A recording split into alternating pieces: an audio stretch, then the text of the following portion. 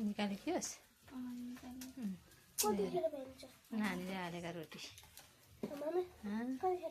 भ्याइन्छ अब अघि नै हाडी थियो के अरे कोही नानीले कोही मैले नयाँ सालको रोटी हालिराख्छन् जाऊ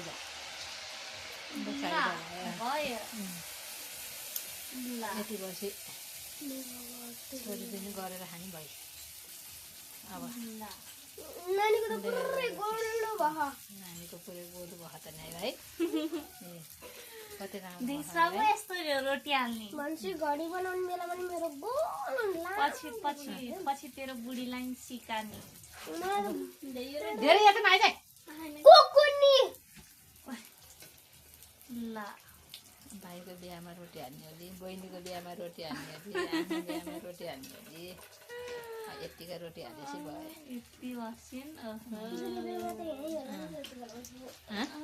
तेरो बिहामा यहीँ हो नि बाबु रोटी यहीँ बनाउने कहाँ जाने हो र तेरो बिहामा रोटी भयो नचल बाबु नचल मजाको देखियो पहनाले पक एकछिन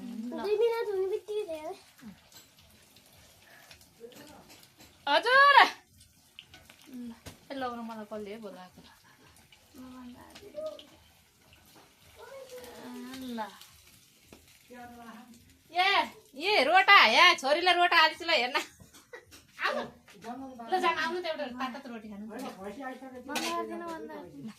आउनु त खानु अनि एउटा रोटी उडाउँदैन आउनु